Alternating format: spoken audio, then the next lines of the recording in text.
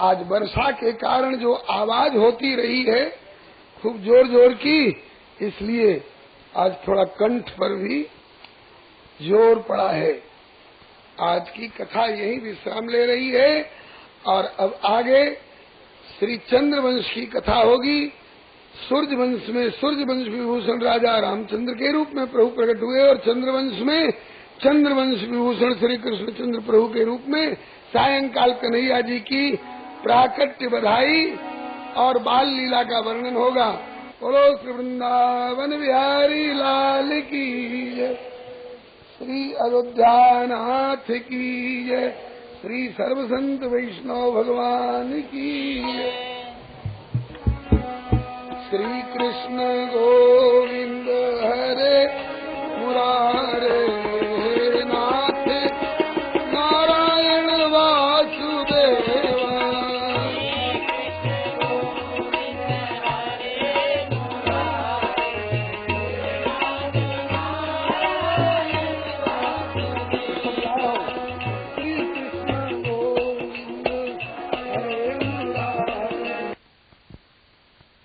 कृपा से इस श्री वृंदावन धाम में समायोजित होने वाले इस एकादश दिवसीय कथा सत्र श्रीमद् भागवत महापुराण कथा सत्र का 8वां दिवस है। श्री प्रभु कृपा से अपराह्न की बैठक में कथा प्रारंभ होने जा रही है। अपने अपने स्थान पर शांति पूर्वक विराजमान रहकर समाहित चित्त से कथा का श्रवण करें। श्री प्रभु कृपा से पूर्व प्रसंग में आपने 9वें स्कंध में 13 अध्याय तक श्री सूर्यवंश का वर्णन सुना। अब चंद्रवंश का वर्णन प्रारंभ होने जा रहा है। अथातः श्रूयताम राजन वंश सोमस्य पावनः यस्मिन् इलादयो भूपात् कीर्त्यन्ते पुण्य कीर्तयः। हे राजन, अब आप अत्यंत पावन चंद्रवंश का वर्णन सुने, जिसमें ऐल इत्यादि बड़े पुण्य कीर्ति राजा लोग हुए।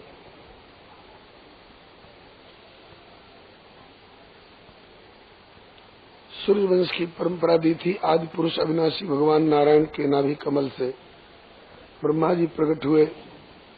ब्रह्मा जी के 10 पुत्रों में से एक मरीचि, मरीचि के पुत्र कश्यप, कश्यप के पुत्र वैवस्वान सूर्य, उनके वैवस्वत मनु, उनके इक्ष्वाकु इत्यादि। और उसी वंश में श्री राम जी का भी चरित्र आप लोगों ने सुना।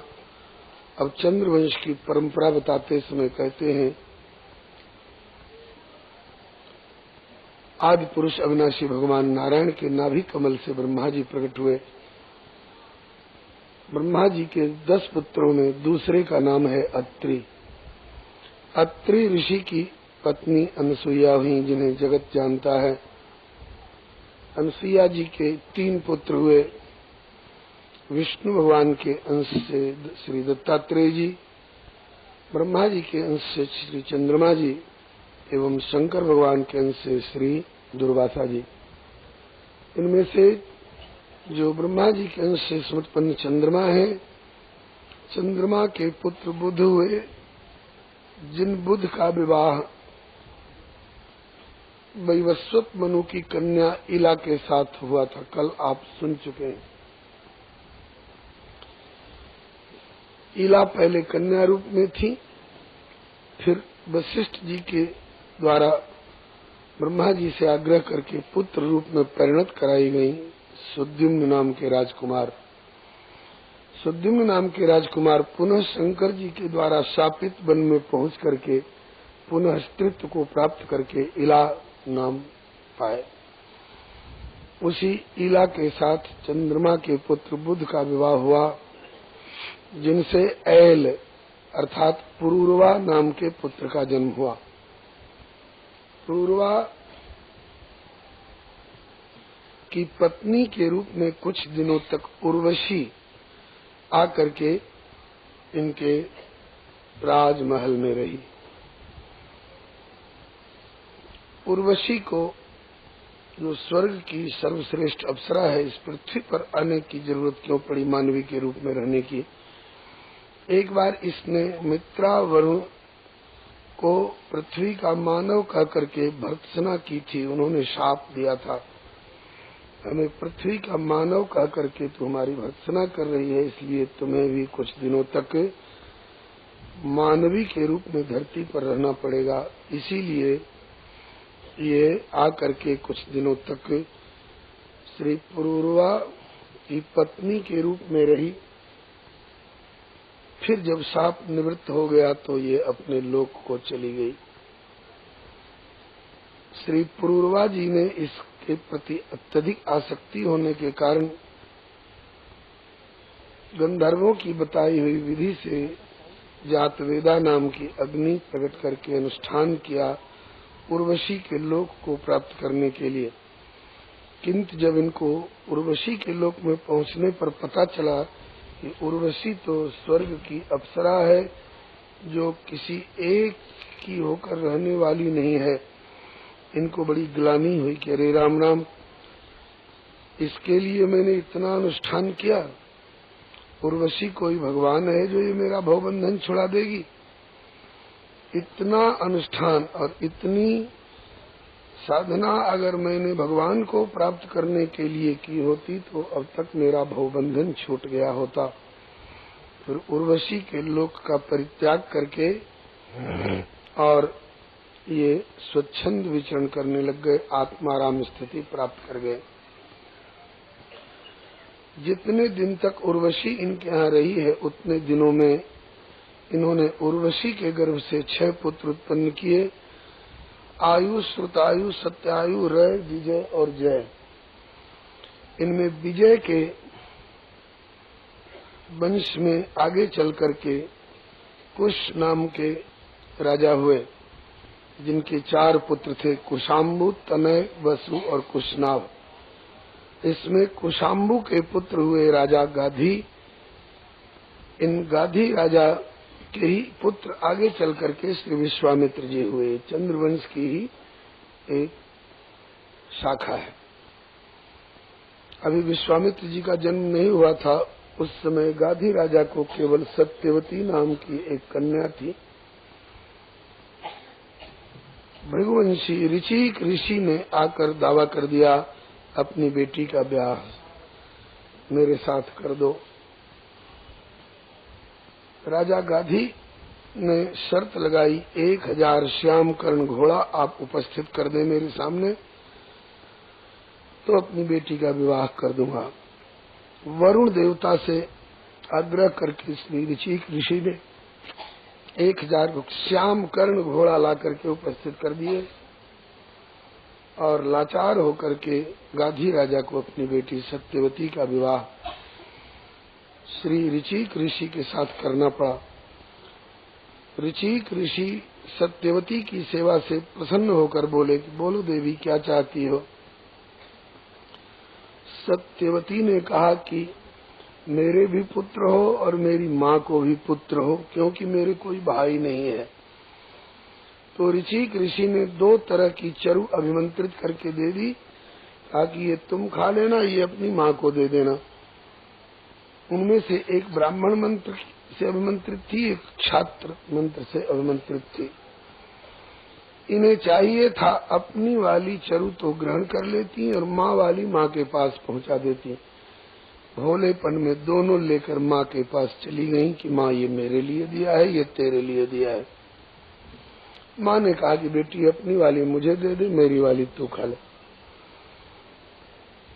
ऐसा ही किया गया। जब ऋचिक ऋषि को मालूम हुआ इस उलटफेर के बारे में, तो उन्होंने कहा कि ये तो बड़ा गलत हो गया। अब इसका परिणाम ये होगा कि भले तू ऋषि पत्नी है, लेकिन तेरे गर्भ से जो पुत्र होगा वो छात्र कर्म करने वाला हो जाएगा, और तेरी माँ के जो पुत्र होगा वो, चूंकि वो चरु ब्राह्मण मंत्र से मंत्रित थी, भले वो राजा के घर में पैदा होगा लेकिन वो ब्राह्मणोचित कर्म करने वाला हो जाएगा। सत्यवती ने कहा कि गलती मेरी माँ की है, उसको चाहे जैसा पुत्र हो जो भी करे, मेरे गर्भ से तो आपके स्वरूप के अनुरूप ब्राह्मणोचित संस्कार वाला ही पुत्र उत्पन्न होना चाहिए। तो पुनः दूसरी चरु इन्होंने अभिमंत्रित करके दी और कहा कि इस चरु को ग्रहण करो, तुम्हारी पहले वाली चरु तुम्हारे पुत्र के भीतर आ जाएगी। तुम्हारा पुत्र इस द्वितीय चरु के प्रभाव से ब्राह्मणोचित संस्कार वाला होगा, लेकिन पहले वाली चरु तुम्हारे पुत्र के भीतर निहित रहेगी। उसका पुत्र जो होगा वो क्षात्र कर्म करने वाला होगा। इसी के कारण सत्यवती के गर्भ से जो पुत्र हुए ऋचिक जी के, उनका नाम हुआ जमदग्नि। ये तो ब्राह्मणोचित संस्कार वाले हुए, लेकिन जमदग्नि के पुत्र जो हुए वो क्षात्र कर्म करने वाले हो गए, श्री परशुराम जी महाराज। ये परशुराम जी 24 अवतार में से एक हैं। बोलिए श्री परशुराम जी महाराज की श्री हरे नमः। अब आगे वर्णन करते हैं कि एक बार श्री परशुराम जी के घर में एक घटना घटी। इनकी माता रेणुका देवी, परशुराम जी की माता रेणुका देवी ये गंगा के किनारे गई थी।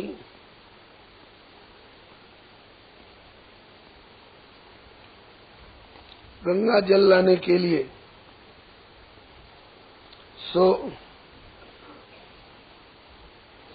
श्री हरे नमः। इससे पहले एक और घटना घटी थी इनके यहाँ। चंद्रवंश की ही एक शाखा है वंश है वंश के एक राजा अर्जुन, जिसको 1000 हाथ थे, इसलिए उसको सहस्त्रबाहु अथवा सहस्त्रार्जुन भी कहा जाता है। वो जमदग्नि ऋषि के आश्रम पर आया।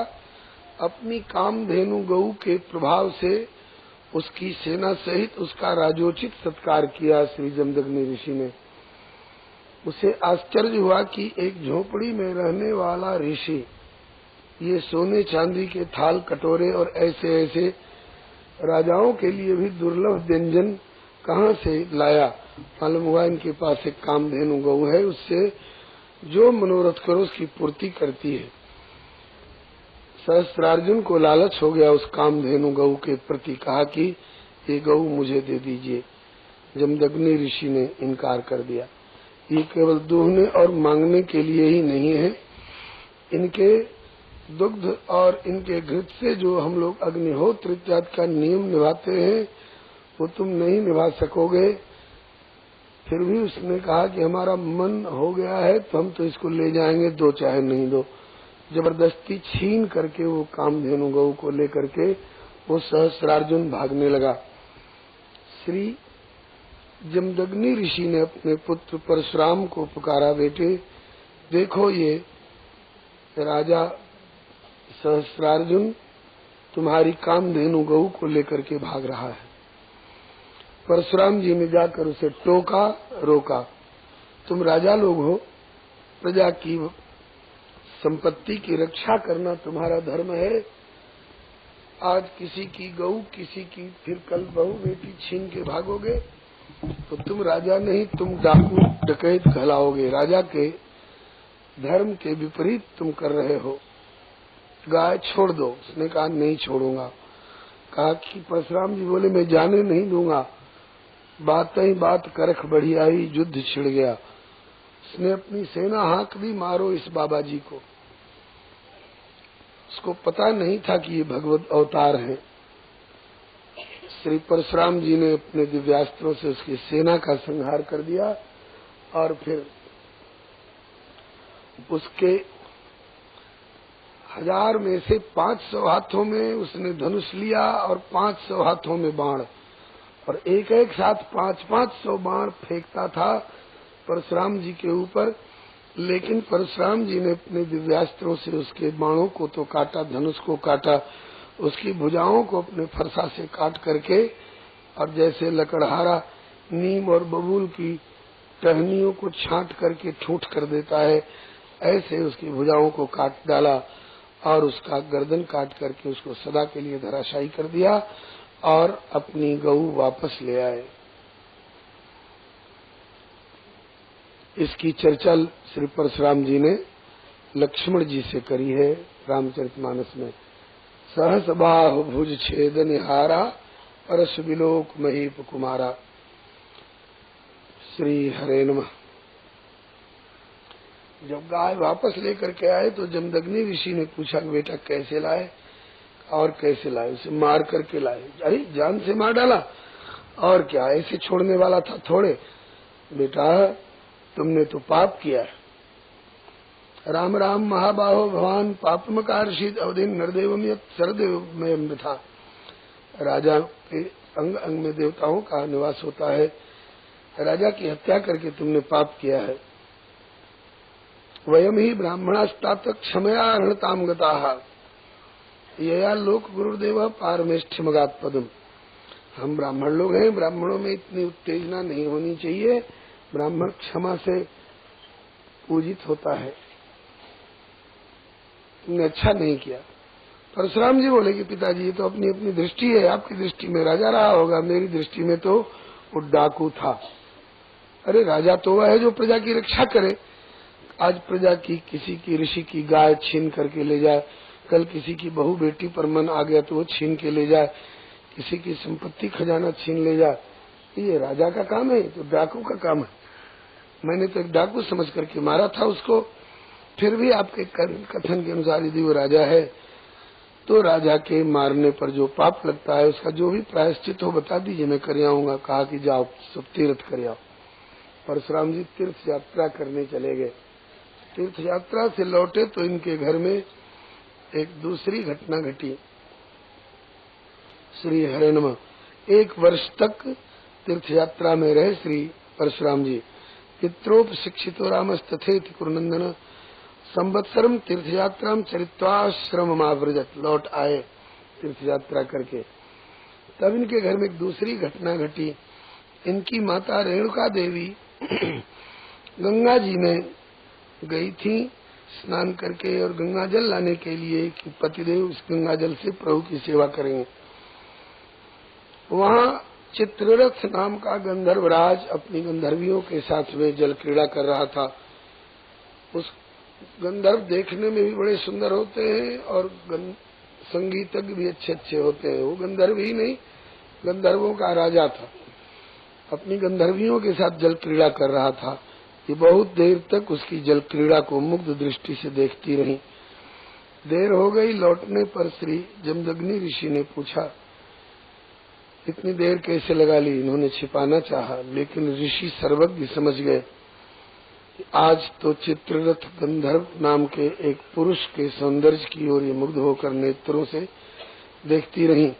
जिनका नेत्र पराये पुरुष पर जा सकता है, किसी दिन मन भी पराये पुरुष पर जाकर के कहीं तन से भी कुछ पाप न कर बैठे। इसलिए अपने पुत्रों को आज्ञा दी, अपनी माँ को मार डालो। कोई मारने को तैयार नहीं हुए। अंत में परशुराम जी को बुलाया, बेटे इधर आ, तुम मेरे कौन हो? कहा कि मैं आपका पुत्र हूँ। मैं तुम्हारा कौन हूँ? आप मेरे पिता हैं, मेरे प्रति तुम्हारा क्या कर्तव्य है? आश्चर्य हुआ परशुराम जी को, आज पिताजी ऐसा ऐसा प्रश्न क्यों कर रहे हैं? कहा पिताजी मैं आपका पुत्र हूँ, आप मेरे पिता हैं, आपकी आज्ञा का पालन करना मेरा कर्तव्य है। बार बार क्या पूछ रहे हैं? कहा कि आज्ञा का पालन करोगे? कहा कि आज्ञा देकर देखिए। कहा कि अपनी मैया और अपने भैयाओं को मार करके खत्म कर दो, काट डालो, इनका गला काट दो। कहा कि अभी लीजिए। फरसा उठाया, सबको समाप्त कर दिया। आके चरणों में प्रणत हुए, बोले कि पिताजी आपकी आज्ञा का पालन कर दिया? कहा कर दिया। अब कहा कि अब मैं प्रसन्न हूँ, तुम्हारी जो इच्छा हो सो मांगो। इन्होंने मांगा कि मेरी मैया और मेरे भैया सब जीवित हो जाएं। और मैंने इन्हें मारा था, ये बात इन्हें याद न रहे। कहा कि बेटा तुमने पिता की आज्ञा का पालन रूप धर्म, मातृ प्रेम, भ्रातृ प्रेम सबको निभा लिया।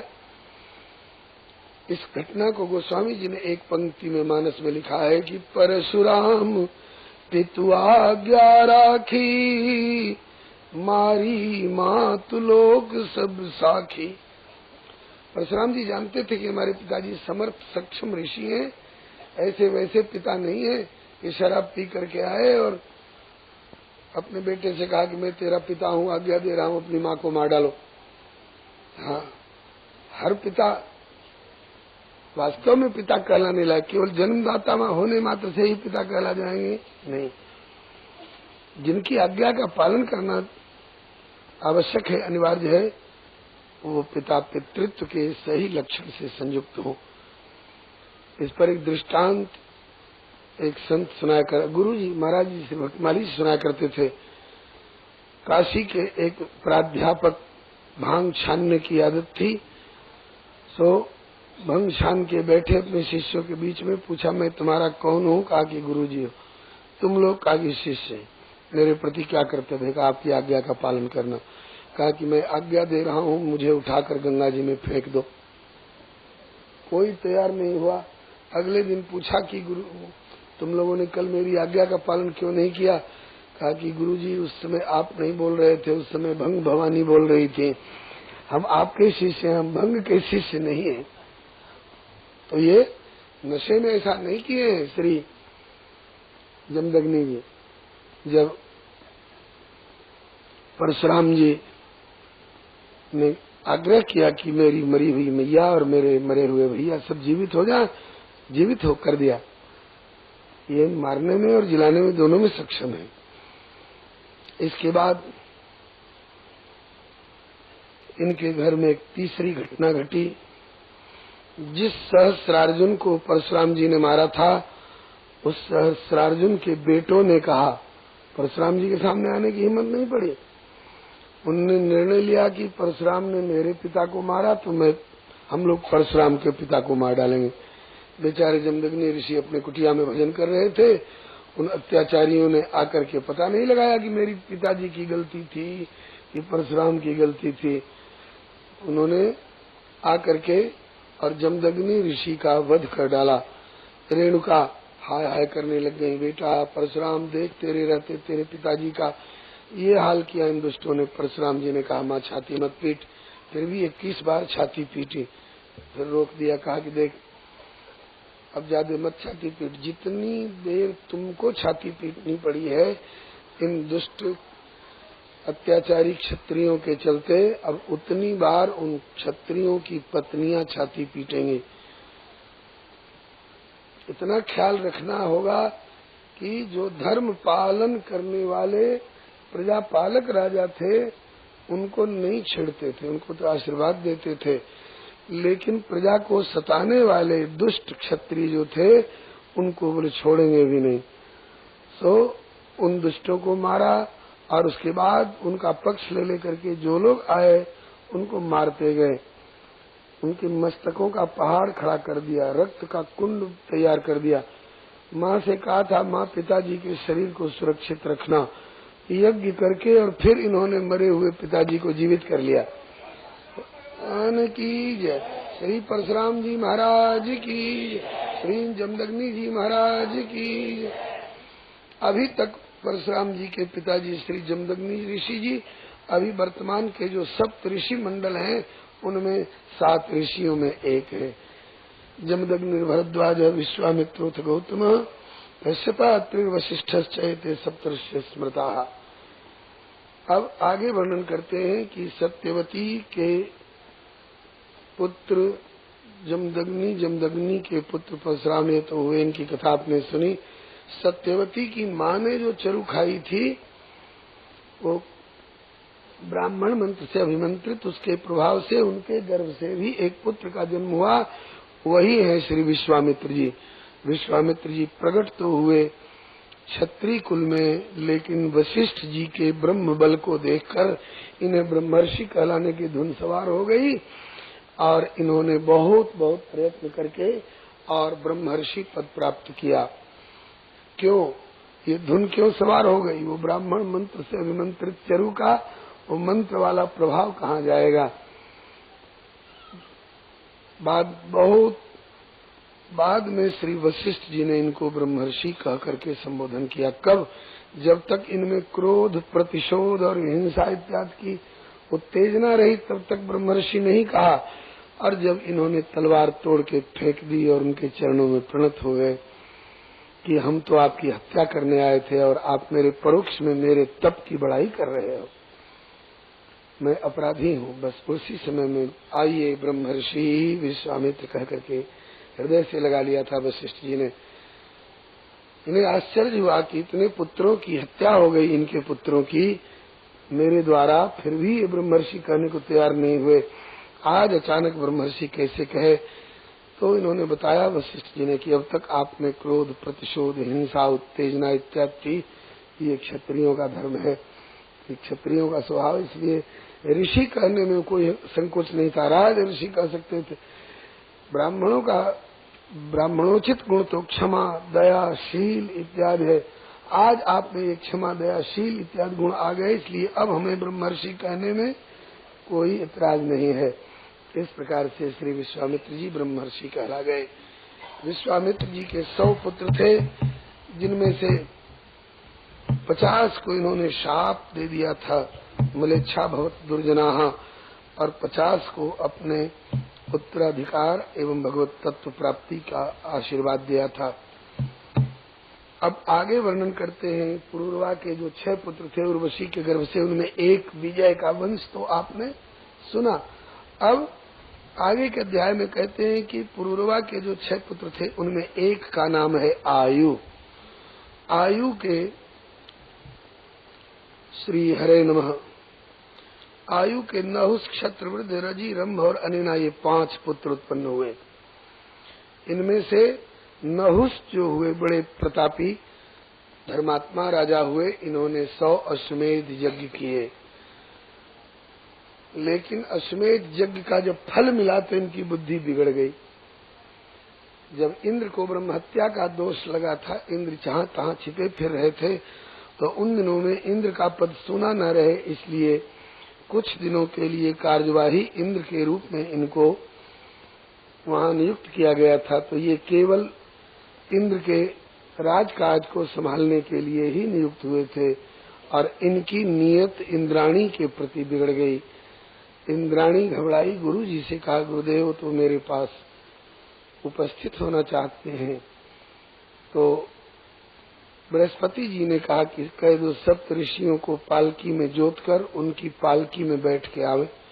कहा गुरु जी वो आ जाएंगे, उन्हें कोई हिचक झिझक नहीं। तो कहा कि बेटी, 7 ऋषियों का अपमान करके और कोई तेरे तक पहुंच ही नहीं सकता है। 7 ऋषियों को पालकी में जोत करके ये नहुष जा रहे थे इंद्राणी तक। रास्ते में इन्हें आतुरता पड़ रही थी, 7 ऋषियों को पालकी ढोने की आदत नहीं थी, वे मंथर गति से चल रहे थे, और ये सर्प जल्दी चलो, जल्दी बढ़ो कर रहे थे। ऋषियों को आया रोज शाप दे दिया, सर्प कर रहा है। एक तो इंद्राणी के प्रति तेरी नियत बिगड़ी, दूसरे ऋषियों को तुमने अपमानित किया, और सर्प कर रहा है, जा सर्प हो जा। वही पालकी में से ही गिर गए और सर्प हो गए। इनका उद्धार युधिष्ठिर जी के संस्पर्श से हुआ है, ये कथा महाभारत में वर्णित है। इन नहुष के 6 पुत्र थे, यति, ययाति, संजाति, आयति, वियति और कृति। इनमें ययाति का चरित्र विशद वर्णन है। ययाति बड़े धर्मात्मा राजा थे। श्री पद्म पुराण में वर्णन आया है कि ययाति के धार्मिक आचरण और धार्मिक राज्य व्यवस्था के कारण यमराज जी ने अपने दूतों को मना कर दिया था कि जहाँ तक ययाति का राज्य है उस सीमा के भीतर तुम लोग पांव मत रखना, क्योंकि ययाति जैसे धर्मात्मा के राज्य में कोई अधार्मिक है ही नहीं। जब कोई अधार्मिक नहीं है तो वहाँ यमराज के दूत जाके क्या करेंगे? ऐसे धर्मात्मा राजा हुए हैं श्री ययाति जी महाराज। ये ययाति जी की 2 पत्नियां हुई, एक तो शुक्राचार्य जी की बेटी देवयानी और दूसरी दानवराज वृषपर्वा की बेटी शर्मिष्ठा। इन दोनों से 5 पुत्रों की प्राप्ति हुई श्री ययाति जी को। देवयानी से यदु और तुर्वसु, इनमें यदु जी के वंश में भगवान श्री कृष्ण का प्रादुर्भाव हुआ है। और जो वृषपर्वा जो दानवराज की बेटी शर्मिष्ठा है, उससे 3 पुत्र उत्पन्न हुए, द्रुह्यु, अनु और पुरु। ये शर्मिष्ठा देवयानी की दासी बनकर के आई थी, लेकिन राजा ययाति ने यह सोच करके कि ये भी राजा की बेटी है बेचारी, इसको दासी की तरह रख करके और उत्पीड़ित करना उचित नहीं है, उसके स्वरूप के अनुरूप इन्होंने उसे अपनी पत्नी का ही पद दिया। इस बात से नाराज होकर देवयानी ने अपने पिता श्री शुक्राचार्य जी से शिकायत कर दी। शुक्राचार्य जी ने शाप दे दिया कि इसी उम्र में उस ययाति को बुढ़ापा ग्रस लेगी। जब इन्होंने अनुनय विनय करके क्षमा प्रार्थना की तो शुक्राचार्य जी ने कहा कि जाओ, अगर कोई अपनी जवानी देकर तुम्हारी बुढ़ापा लेना मंजूर कर ले तो अदला बदली कर सकते हो। बाजार में तो कोई बैठा नहीं है जो मेरी जवानी ले लो और अपनी बुढ़ापा दे दो। इन्होंने अपने पुत्रों से कहा, 5 पुत्र थे, 4 तो नट गए, तुर्वसु द्रोह्यु जदु तुर्वसु द्रोह्यु अनुचार नट गए। उनको शाप दे दिया कि तुम लोगों को और तुम्हारे वंशजों को राजगद्दी पर बैठने का अधिकार नहीं रहेगा। इस बात को याद रखिएगा आगे की कथा समझने में। पुरु ने अपनी जवानी दे दी। पुरु को आशीर्वाद दिया कि तुम्हें और तुम्हारे वंशजों को राजगद्दी का उत्तराधिकार भी रहेगा, क्योंकि तुमने मेरी आज्ञा मानकर अपनी जवानी दे दी। कालांतर में इन्हें ग्लानि हुई, पुत्र की जवानी लेकर के मैं संसार में पड़ा, संसारी वासनाओं में पड़ा हूँ, इसलिए पुनः इन्होंने अपनी बुढ़ापा वापस ले ली और बेटे की जवानी वापस दे दी। इन पुरु के वंश में ही आगे चल करके वर्णन करते हैं कि हे श्री सुखदेव जी कहते हैं कि हे परीक्षित, पुरोर वंशम प्रवक्ष्यामि यत्र जातोसि भारत। अब मैं पुरु के वंश का वर्णन करूंगा जिस वंश में हे परीक्षित तुम्हारा जन्म हुआ है। हाँ, ययाति जी के वंश में ययाति जी के जो 5 पुत्र थे उनमें एक यदु जिनमें श्री कृष्ण भगवान का अवतार हुआ है, और सबसे छोटे पुरु के वंश में कौरव पांडव इत्यादि हुए हैं बाद में चल करके। अभी पुरु के पुत्र हुए जन्मेजय, जन्मेजय के प्रचिन्वान, प्रचिन्वान के प्रवीर, उनके नमस्यु, उनके चारुपद। इसी वंश में कई पीढ़ी के बाद रैभ्य नाम के एक राजा हुए जिनके पुत्र हुए दुष्यंत, जिनका विवाह विश्वामित्र जी की बेटी शकुंतला के साथ हुआ था, जिनसे भरत नाम के बड़े ही प्रतापी पुत्र हुए जो बचपन में सिंह के बच्चों के साथ खेला करते थे, और सिंहनी गुर्राती तो कहते कि तेरे दांत तोड़ दूंगा अगर गुर्राई तो। जैसे गामड़े के बच्चे पिल्ला के साथ खेलते हैं, ऐसे ये भरत इतने प्रतापी पराक्रमी कि सिंह के बच्चों के साथ ऐसे खेलते थे जैसे पिल्ला का बच्चा। सिंहनी भी इनसे भय खाती थी बचपन में। ये श्री भरत जी बड़े ही प्रजापालक प्रतापी राजा हुए। इन्हीं के वंश में आगे चलकर ये अर्जुन, अभिमन्यु, परीक्षित, युधिष्ठिर इत्यादि हुए। इसीलिए इन लोगों को श्री सुखदेव जी ने अथवा श्याम सुंदर ने जगह जगह भारत कह करके संबोधन किया है। तस्मात् भारत सर्वात्मा भगवान ईश्वर हरि इत्यादि। भरत वंश प्रसूत होने के कारण भरत जी के वंश में कई पीढ़ी के बाद रंतदेव नाम के एक राजा हुए, बड़े उदार चेता। एक बार इनके राज्य में अकाल पड़ा, प्रजा का दुख देखा नहीं गया, इन्होंने खजाना खोल दिया। खजाना रहकर क्या करेगा यदि प्रजा भूखे तड़प के मरेगी तो। खजाना में कुछ आवे नहीं, केवल निकले ही निकले तो खजाना कितना दिन साथ देगा। खजाना खाली हो गया, प्रजा का दुख देखा नहीं गया तो रंतदेव जी जंगल में चले गए।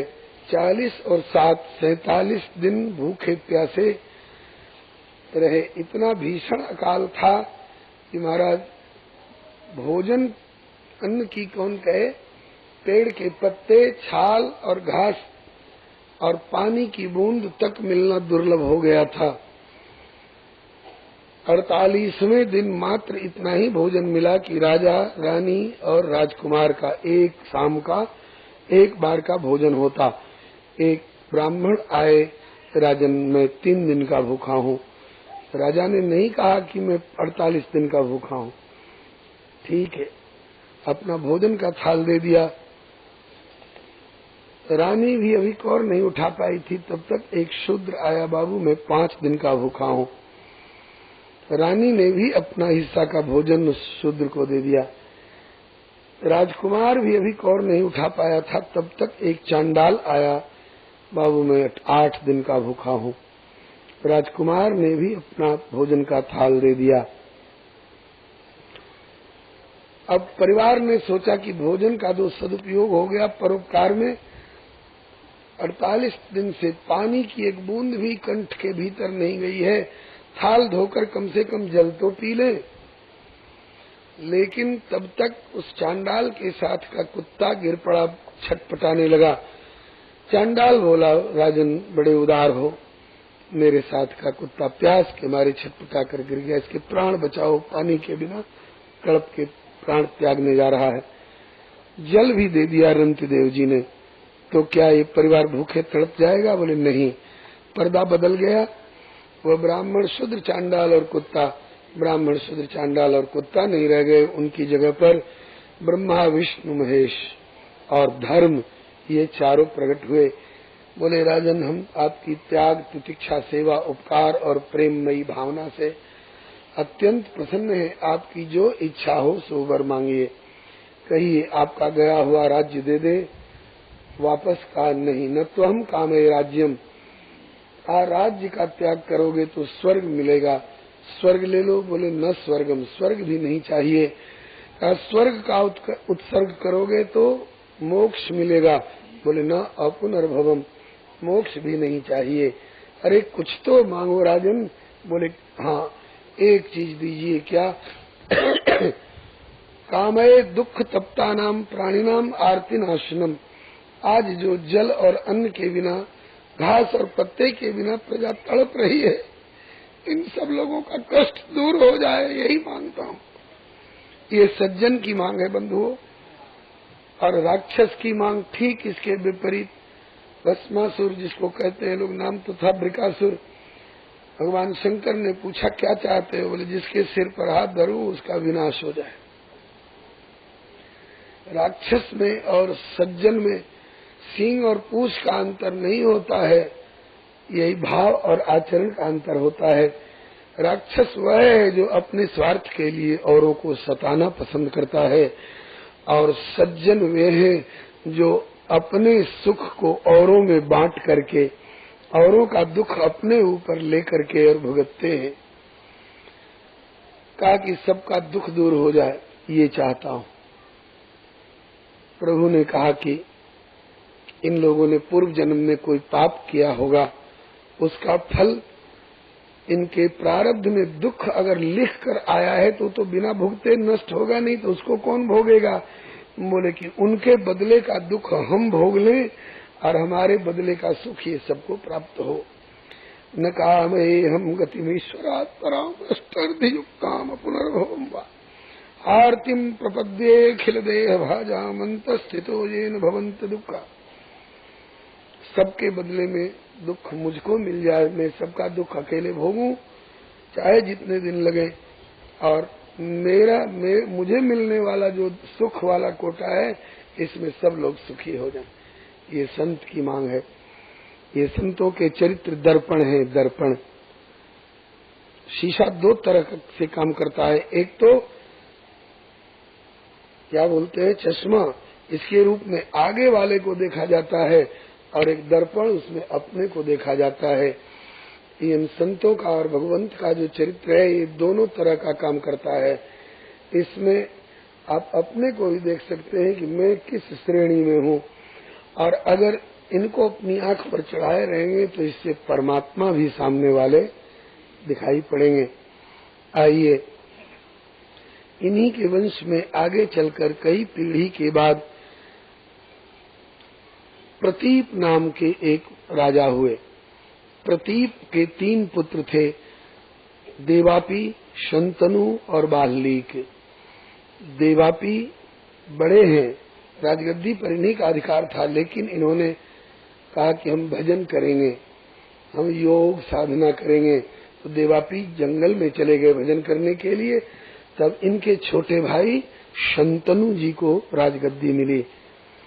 ये शंतनु जी का नाम शंतनु क्यों पड़ा है, ये कारण दिया गया है। यम यम कराभ्याम स्पृशत जेरणम यौवन में सह शांतिम आपनोति चैवाग्र्याम कर्मणा तेन शंतनु।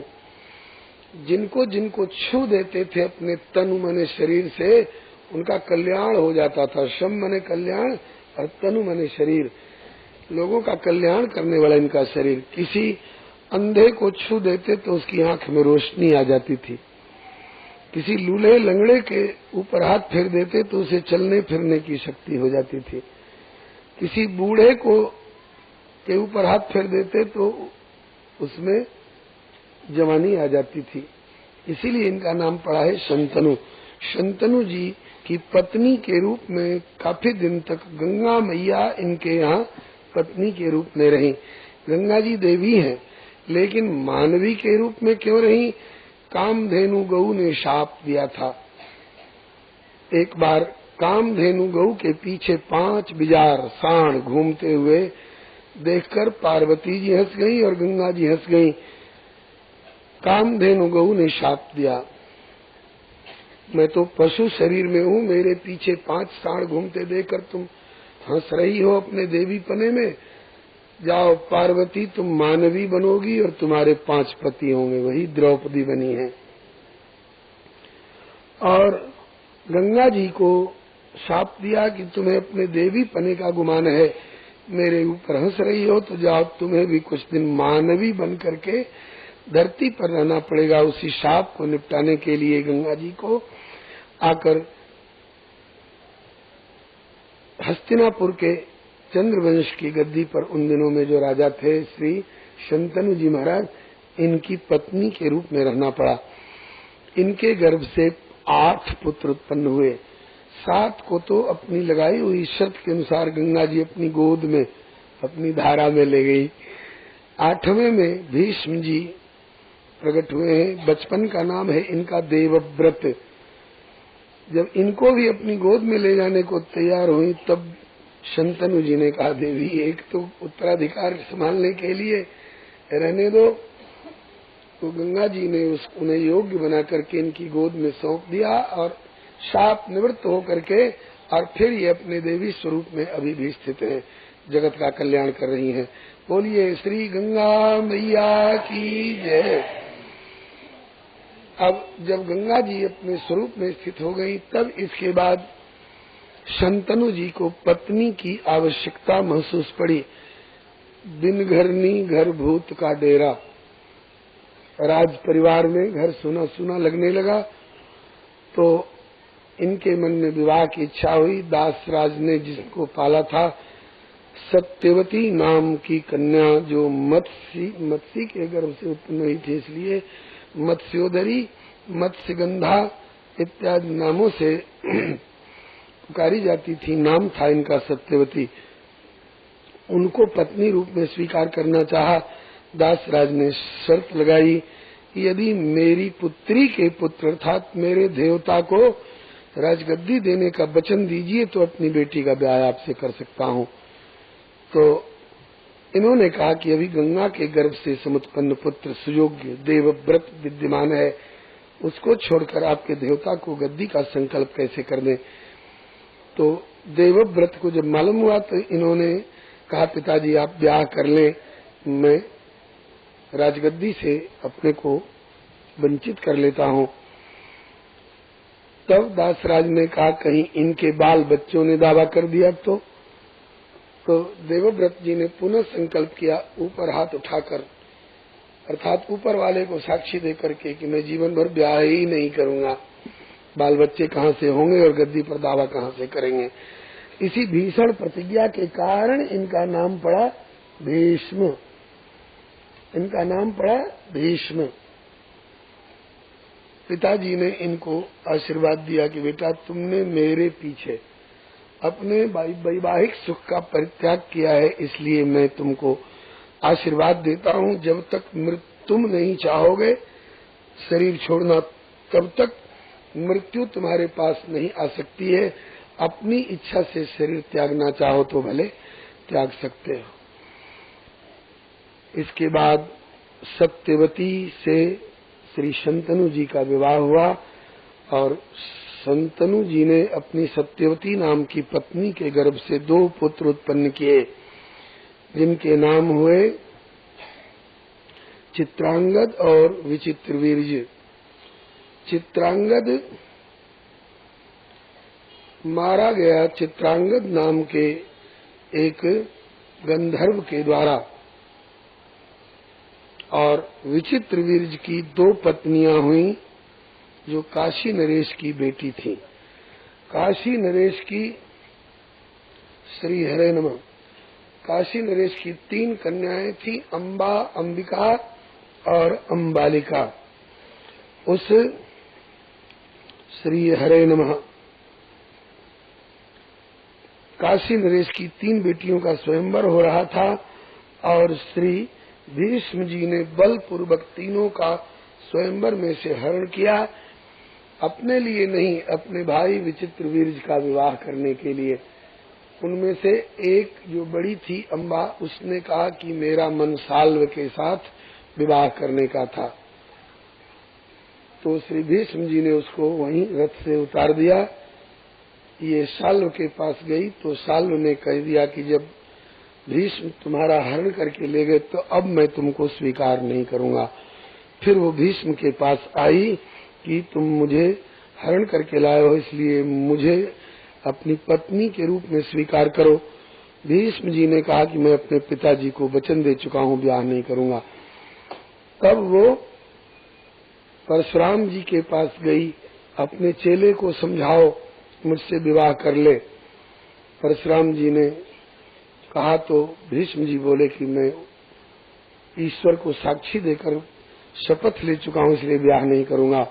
परशुराम जी ने कहा कि ब्याह नहीं करोगे तो मैं तुम्हारे साथ युद्ध करूंगा, मुझे जिससे युद्ध करना होगा। बोले क्षत्रिय होने के नाते युद्ध कर सकता हूँ, लेकिन प्रतिज्ञा नहीं छोड़ूंगा।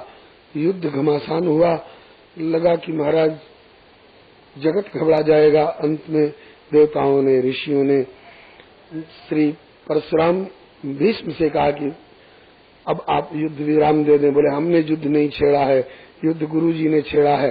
गुरुजी अपनी तरफ से बंद करे तब युद्ध बंद हो सकता है। श्री परशुराम जी को समझाया गया, परशुराम जी प्रसन्न हुए, बोले बेटा तुम्हारे पराक्रम से मैं प्रसन्न हूँ। युद्ध बंद हुआ। फिर वही अम्बा नाम की काशी नरेश की बेटी भीष्म जी से बदला लेने के लिए शिखंडी के नाम से जन्म लिया और भीष्म की मृत्यु में कारण बनी है।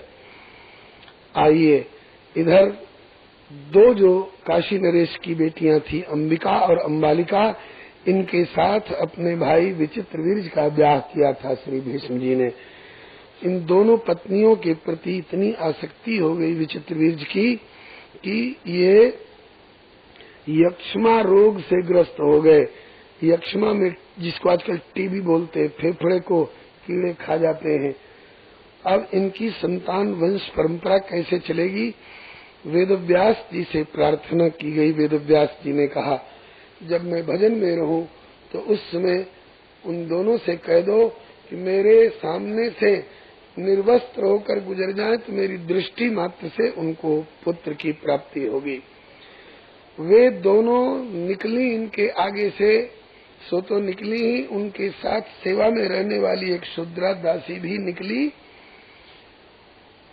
तो उन दोनों में से एक तो लाज के मारे आंख बंद करके निकली, इसलिए उसके गर्भ से अंधा पुत्र हुआ जिनका नाम हुआ धृतराष्ट्र। और दूसरी भय संकोच के मारे पीली पड़ गई तो उससे पीला पुत्र हुआ जो पांडु कहलाए। और वो दासी, इनको साक्षात भगवत अवतार है श्री वेदव्यास जी और संत प्रवर हैं, इनसे क्या संकोच। बड़ी श्रद्धा भक्ति से प्रणाम करती हुई निकली, उसके गर्भ से बहुत बड़े भक्त पुत्र उत्पन्न हुए। श्री विदुर जी महाराज, बोलिए श्री विदुर जी महाराज की जय। श्री विदुर जी महाराज बहुत बड़े भक्त हुए, क्योंकि वेद व्यास जी की दृष्टि से ही धृतराष्ट्र, पांडु और ये विदुर जी प्रकट हुए थे। इसलिए कौरव पांडव दोनों विदुर जी को चाचा विदुर जी कहते हैं, चाचा जी कहते हैं। विदुर जी की कथा आप पहले सुन चुके हैं। अब धृतराष्ट्र का विवाह गांधारी के साथ हुआ, जिनसे कि दुर्योधन, दुशासन इत्यादि 100 पुत्र हुए और दुश्शला नाम की एक कन्या हुई। पांडु की 2 पत्नियां हुई, कुंती और माद्री। तो कुंती से 3 पुत्र उत्पन्न हुए जो देवताओं के अंश से हैं। धर्मराज के अंश से युधिष्ठिर और इंद्र के अंश से अर्जुन और पवन देव के अंश से भीमसेन। युधिष्ठिर, भीम और अर्जुन, ये 3 कुंती के गर्भ से पांडु के पुत्र हुए। और माद्री के गर्भ से 2 पुत्र उत्पन्न हुए अश्विनी कुमारों के अंश से, नकुल और सहदेव। द्रौपदी इन 5 की संयुक्त पत्नी हुई। द्रौपदी के अतिरिक्त भी इनकी अलग अलग भी पत्नियां थीं। उनमें से अर्जुन की दूसरी पत्नी का नाम है सुभद्रा, जो भगवान श्री कृष्ण की सगी बहन है। और उस सुभद्रा के गर्भ से अभिमन्यु का जन्म हुआ, जिनकी उत्तरा नाम की पत्नी के गर्भ से हे परीक्षित तुम्हारा जन्म हुआ है। इस प्रकार से श्री पुरु जी की वंश परंपरा का वर्णन किया परीक्षित जी तक। पूर्वोर वंशम प्रवक्ष्यामि यत्र जातोसि भारत। अब आगे वर्णन करते हैं। ये पुरु जी ययाति के 5 पुत्रों में सबसे छोटे थे। अब उनसे जो बड़े, जो अनु, द्रुहि, तुर्वसु इत्यादि हैं, उनके भी वंश का विस्तृत वर्णन करते हुए और यदु जी के वंश का वर्णन करते हैं। जिस यदु जी के वंश में यदुनाथ कहलाने वाले, यदुवीर कहलाने वाले, यदुवंश विभूषण कहलाने वाले श्री भगवान श्री कृष्णचंद्र प्रकट हुए। श्री यदु जी के वंश में आगे चलकर कई पीढ़ी के बाद सूर नाम के एक महापुरुष हुए, जिनकी मारिशा नाम की पत्नी के गर्भ से 10 पुत्र उत्पन्न हुए। उन 10 पुत्रों के नाम हैं वसुदेव, देवभाग, देवश्रवा, आनक, सृंजय, श्यामक, कंक, शमीक, वत्सक और वृक। इनमें वसुदेव जी सबसे बड़े हैं। वसुदेव जी का विवाह देवक की 7 कन्याओं से हुआ था। ये देवक और उग्रसेन 2 भाई थे। इनमें से उग्रसेन के तो कंस पैदा हुआ था और कंसा इत्यादि कन्याएं भी थीं। और देवक की 7 कन्याएं थीं, जिनके नाम है धृतदेवा, शांति देवा, उपदेवा, श्रीदेवा, देवरक्षिता, सहदेवा और देवकी। इन 7 पत्नियों के अतिरिक्त भी वसुदेव जी की और भी कई पत्नियां थीं, जिनके नाम हैं पौरवी, रोहिणी, भद्रा, रोचना, इला इत्यादि। इनमें से रोहिणी के गर्भ से बलराम, गद, सारण, दुर्मद, विपुल, ध्रुव, कृत इत्यादि हुए। सभी के पुत्रों के नाम दिए गए हैं। देवकी के गर्भ से 8 पुत्र और 1 कन्या का जन्म हुआ। देवकी के 8 पुत्र हैं कीर्तिमान, सुखेन, भद्रसेन, ऋजु, संवर्धन, भद्र और शेषावतार बलराम जी। और 8वें गर्भ से भगवान श्री कृष्ण और 9वें गर्भ से हे परीक्षित तुम्हारी दादी सुभद्रा।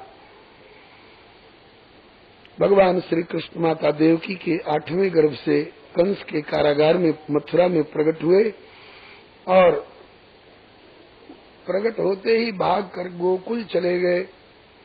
और गोकुल में श्री नंद जी के यहाँ बड़ी सुंदर सुंदर बाल लीला मधुर मधुर की पूतना, तृणावर्त, अघासुर इत्यादि असुरों का उद्धार करते हुए काली मर्दन, गोवर्धन धारण, रास क्रीड़ा, माखन चोरी इत्यादि मधुर मधुर लीलाओं के द्वारा ब्रजवासियों को सुख देते हुए लगभग 11 वर्ष की अवस्था में जाकर मथुरा में पुनः कंस का वध किए और माता देवकी और वसुदेव पिता इनका बंदी मोचन किए, उग्रसेन जी को राजगद्दी पर बिठाए और उपनयन संस्कार करा करके गुरुकुल में सांदीपनी गुरु के यहाँ उज्जैन अवंतीपुरी पढ़ने गए। वहाँ से लौट करके उद्धव को ब्रजगोपियों की सांत्वना के लिए ब्रज में भेजा और उसके बाद उद्धव के लौटने के पश्चात जरासंध से युद्ध हुआ। 17 बार उसको हराए, 18वीं बार भागकर मथुरा से द्वारका चले गए और द्वारका में 16,108 रानी पटरानी इनके हुई और सबसे 10-10 पुत्र और कन्याएं भी हुई। श्री सुदामा जी जैसे भक्तराज पर कृपा करते हुए, पांडव भक्तों पर कृपा करते हुए और शिशुपाल दंतभक्त इत्यादि असुरों का विनाश उद्धार करते हुए महाभारत के युद्ध को बहाना बनाकर पृथ्वी का भार उतारकर और उद्धव जी को एकादश स्कंद का ज्ञानोपदेश करके और भगवान श्री कृष्ण अपने धाम को चले गए। पृथ्व्याः सवै गुरुभरम क्षपयन् कुरूणामंत समुच्च कलिना युधिभूप चम्ब दृष्ट्या विधूय विजय जय मुद्विघोष्य प्रोच्युद्धवाय च परम समगात् स्वधाम। इति श्रीमद्भागवते महापुराणे पारमहंस्यां संहितायां वैयासिक्यां अष्टादशसहस्र्यां पारमहंस्यां संहितायां नवमस्कन्धे श्री सूर्य सोमवंशानुकीर्तने यदुवंशानुकीर्तनं नाम चतुर्विंशोऽध्याय। इति नवमस्कन्धः संपूर्ण। हरि ओम तत्सत्। बोलिए श्री रामकृष्ण भगवान की जय।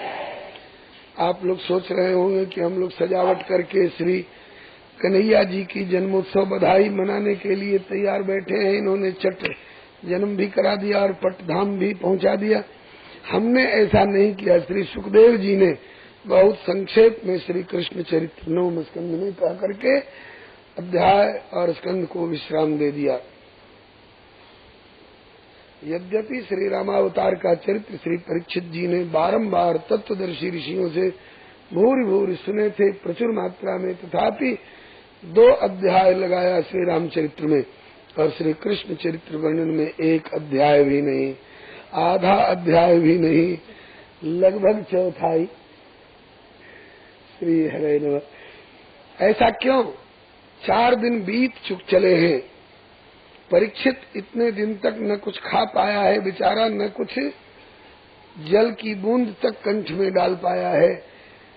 कहीं इस बेचारे को भूख न लग रही हो, कहीं ऐसा न सोचे कि अच्छे प्रवक्ता मिले कि सांस भी नहीं लेने देते, कथा ही कथा सूझ रही है।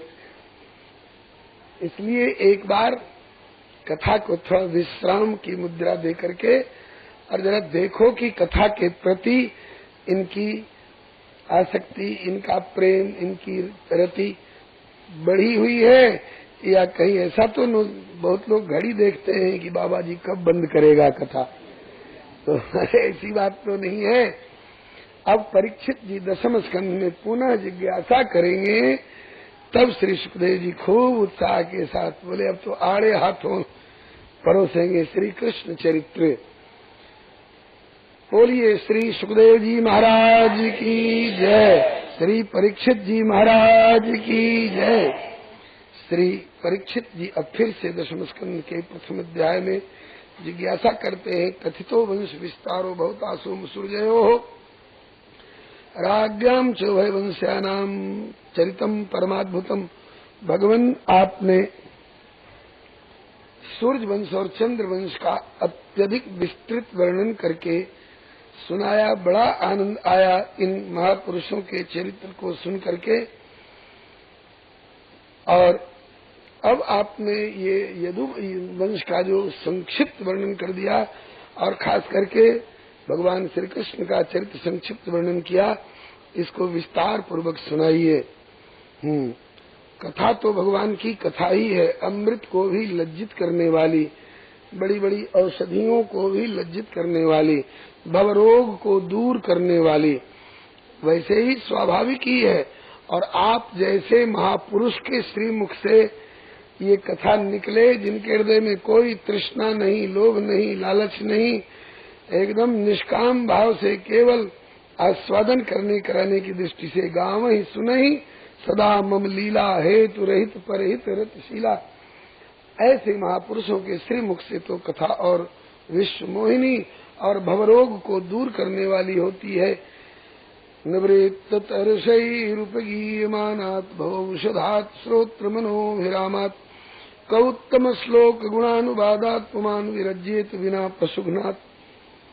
ऐसा कौन व्यक्ति होगा सिवा पशुघ्न के, सिवा आत्मघाती के, सिवा कठोर कसाई हृदय के अतिरिक्त और कौन ऐसा सहृदय होगा जो भगवान की कथा से उबेगा। रामचरित जे सुनत अघाही रस विशेष जाना तिन नाही। प्रभु का श्री कृष्णावतार का चरित्र आप और विस्तार से सुनाइए, क्योंकि भगवान श्री कृष्ण से हमारे पूर्वज भी और हम भी बहुत उपकृत हुए हैं।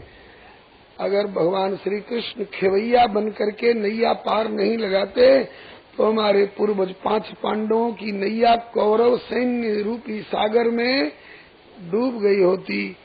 भीष्म द्रोण कर्ण सरीखे, दुर्योधन सरीखे मगरमच्छ उन्हें निगल गए होते, लेकिन भगवान श्री कृष्ण ने ही खेवैया बन करके हमारे पूर्वजों की नैया पार लगाई। पूर्वजों की नैया पार लगाई सो लगाई।